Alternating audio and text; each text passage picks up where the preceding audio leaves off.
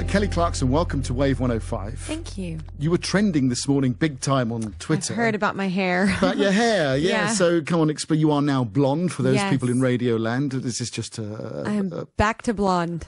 Back to blonde. Yes. Because most of the photographs you've got, you're dark. Yeah, well, I was blonde for quite a while because of you doing the Breakaway record. Right. Yeah. But no, I love dark and I love blonde, but I just got bored the other day and I was like, I looked at my friend and she was blonde and I was like, who does your hair? I was like, I want my hair blonde. So. Is it true what Rod Stewart says, that blondes have more fun? I always have fun. I don't care what hair color I have. Right. Now, it's been 10 years since you won American Idol. If you could sum up the past 10 years in just 3 words, what would those words be? Run,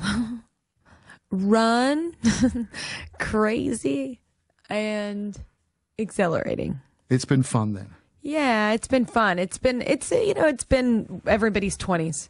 Yeah. You know, my 20s were up and down like everybody. So, yeah. Because over time, have you tried to lose the American Idol winner tag and become an artist in your own right? No, I don't really try that because, I mean, honestly, I'm the original, so that's always going to be there. So, I mean, everybody always says that. They bring it up because that's how I originally got in the business. So, no, I've never really tried to run from it. I think, you know, you just try and have a career and longevity. That's really the point. But, yeah. So is there a musical career path that you have in your head? No. No? I'd love to be that girl that has a plan, but I'm not that girl.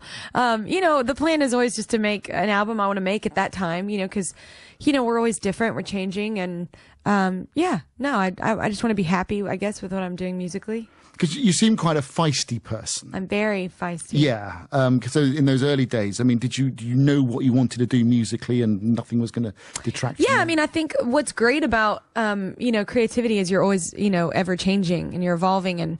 And you know, when I first started, that's what I wanted to make then. I wanted to do Miss Independent, and then I wanted to do the Because of Yous, and then I wanted to do Never Agains. And, you know, there's always going to be different records coming out of you because I think you change as a person a little bit, you know, every year, or hopefully you do. And so, yeah. They say sometimes every 7 years. Yeah, well, then I'm crazy because I change a lot more. Or perhaps it's your body that changes. Well, no, but I just mean, like, you know, you listen to new music, a new artist comes out that inspires you to do something else, or a new sound, or, you know. Because, I mean, you're very hardworking in this industry as well. Yeah. 5 albums in 10 years. Mm-hmm. So there must be the writing, the promotional work, then the touring. And by the time that's finished, it's on to the next one. So when do you have time to yourself?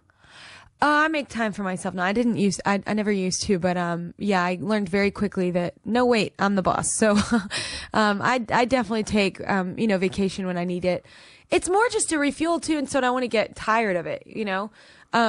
Talking about yourself all the time and not taking any breaks, that, I mean, it takes a lot to sound interesting to people, you know, so it's like, I like having a little break, you know. I just had a little break, so like now this isn't very hard, you know, at all, because I love talking and I haven't done it in a while, so. Talking about themselves, some people's favorite subjects. Yeah, and most artists, I would say that's true, but yeah, no, I always, my big joke with my family and friends is like, how am I going to make myself sound? Well, because you're on this TV series Duets in the States. Yeah. Can you explain what the format is to us here in the UK? Yeah, I mean, it's a singing show, like, you know, like, you know, the others in that sense. But the thing that they won me over with is I love collaborating and I love duetting with people. And that's the whole concept. And it's like, instead of just mentoring and judging people and telling them what they should and shouldn't do, you're actually up on stage doing it with them. And it's hard. I'm going to be honest with you. I thought I'd have like I thought it'd be a lot easier because I'd have a lot of experience from Idol, obviously. But, you know, you're looking out and you're trying to get somebody else to win, you know, and it's trying, so I've got to find out what they're great at.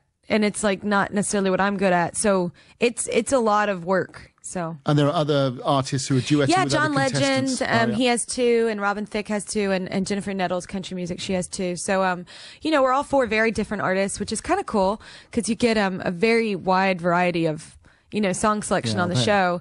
And you know, we all get private shows of each other, like on the show. That's kind of cool, you know? So it's a lot of entertainment in the show, so. We started talking at the beginning about Twitter, etc. And I just got involved in Twitter over the past couple of weeks. You've got about 1.5 million more followers than me. Oh. I think I've got... I actually don't even know how many I have. Really? No. I think you've got 1.5 million followers. Just under 1 million. That's crazy. I've got 227. That's awesome. Yeah, it's not There bad you for go. 2 weeks. It's not bad for 2 weeks. Is it your way of communicating with fans, or do you use it solely for business? I think those two things are combined a little, because it's, that's the reason why they're fans, is because of the business I'm in. So, I think there's something really cool and special about the fact that, like, if some 10-year-old girl is a fan of me in Africa, she can talk to me, and I can respond to her. And I think that's something really cool. I think people can abuse that, and they get a little weird sometimes, like, and they think that they're super close to, and I think it's kind of a false sense of a different level of friendship sometimes. But 99.9% of the time, these are people that are just fans and just want to say, like, hey man, I dig what you're doing, and or I like your blonde, or I like, but it is funny. My best friend, who's in the other room, always says the funniest thing ever about Twitter. She's like, I need my daily validation from strangers. And I think that's the best thing ever. So, but no, I think it's cool. Like, and the fact that, like, say a rumor's out, I can, quickly dispel that, like, because it's coming from my mouth. So I heard a great quote yesterday about Facebook and Twitter.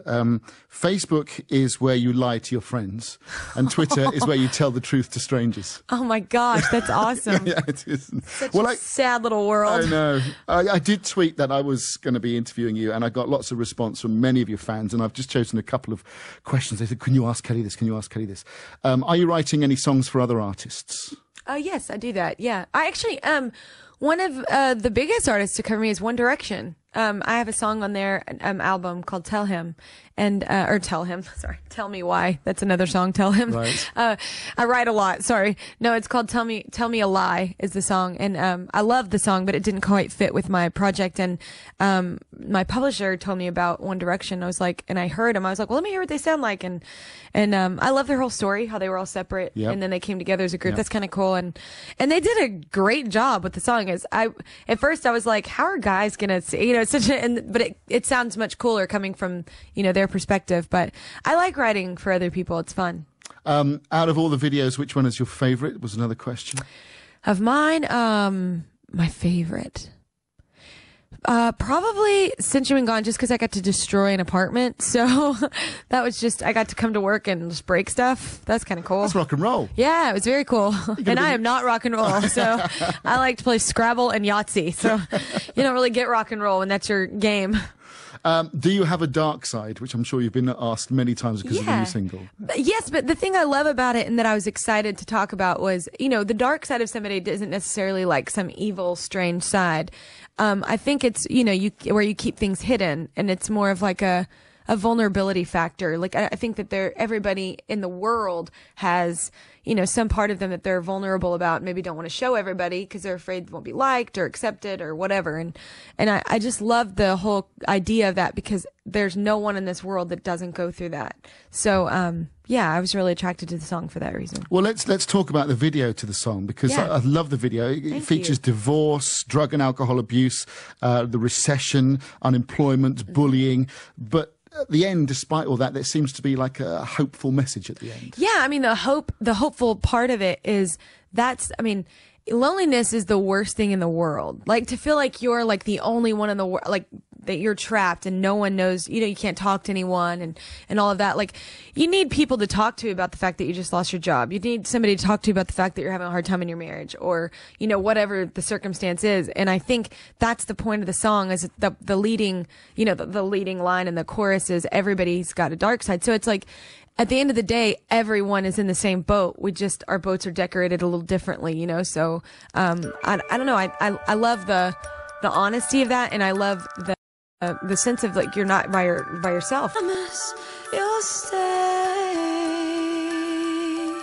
I was reading an article in Elle magazine that you did some time ago, where you said that you'd never been in love and you couldn't see yourself getting married and having children. I was going to say, has that changed since then? Yeah, no, I completely fell in love. We started dating. It was weird. Our first quasi date was at the Super Bowl when I sang the anthem. I ran into him, and I've known him for a while because I know his family very well, but I've never known him single. So, I mean, we happened to be at the same place, and it was kind of cool. I was like, oh, And everybody always thinks I was nervous at the Super Bowl because like billions of people watch it. No, I was nervous because I didn't want to suck in front of him. I was like, I cannot. My friend Ashley was there and she was like, really? There's millions of people watching and you're worried about the one guy? And I'm like, yep. Because you really want to impress him. I did. So, but yeah, no, I'm very much in love with him. Well, you're touring the States this summer. You're coming to the UK in October. Plus, you've got that one date in Australia as well, haven't you? I mean, I don't know who organised that for you. No, we have 7, I think. Oh, you've got 7 now? Yeah, okay, it must have been updated in your website then.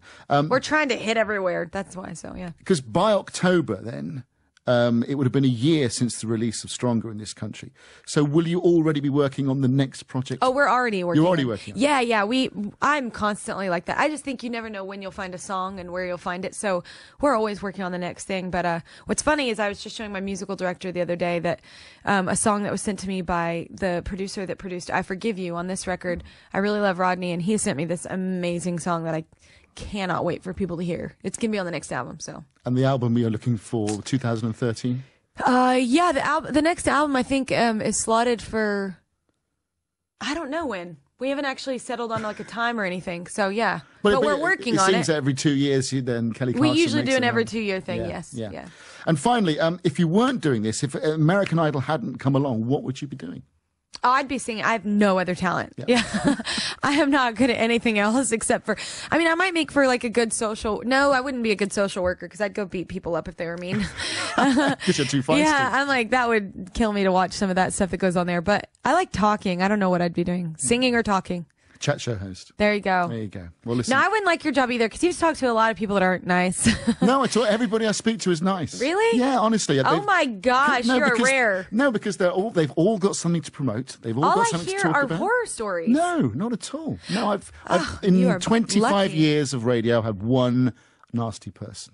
Oh. Everybody else has been fantastic. Man, that's amazing. Yeah. Wow, nobody's ever told me that before. No. Wow. No, well, and I can add you to the list, Kelly. Okay, I don't want to be the 2. No. I want to be on the other list. Yeah.